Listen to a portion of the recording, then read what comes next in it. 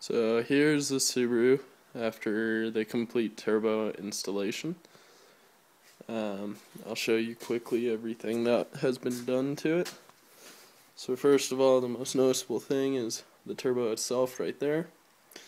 All these little guys running from the turbo itself, these things are called banjos, and all these metal braided wires that run from it are either water lines or coolant lines, oil lines. This one right here would be the oil supply line. It runs all the way under here and then goes to that little attachment right there under the alternator.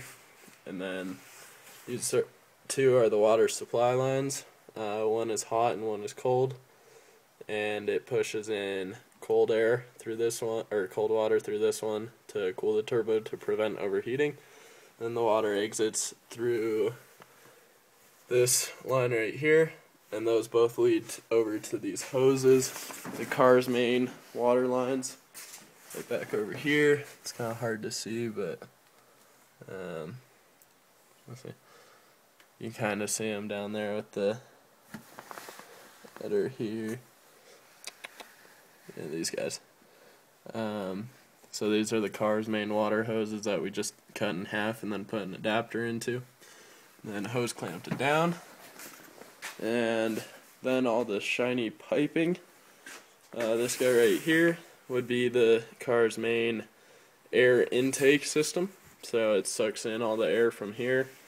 That's where the car gets its air from now instead of an old plastic air intake. The black pipe right here that runs under it, that goes in through this hole and then it goes down through the fender all the way out into this bumper, and this is the intercooler right here.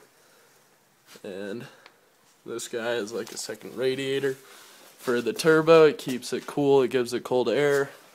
You can see again on the other side the same kind of setup, and that one runs right to there all the way up into the engine's main air intake.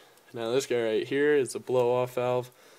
It basically lets off any extra pressure when you're not stepping on the gas, and it makes a really cool noise at the same time.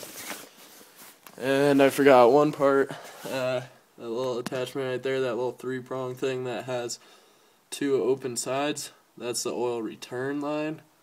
It connects down here to the bottom of the turbo. Kind of see it. Whatever. And that runs down to that hose all the way down to the oil pan, which would be right there, and you can see the extra hose line running out. And that guy is how the oil gets returned from the turbo.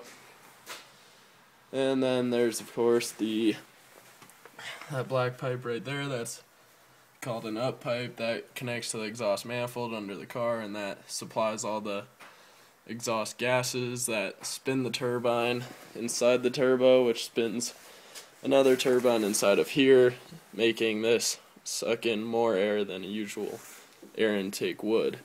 And that is returned through a down pipe, which is right under the car. It's kind of hard to see, but it's right under there.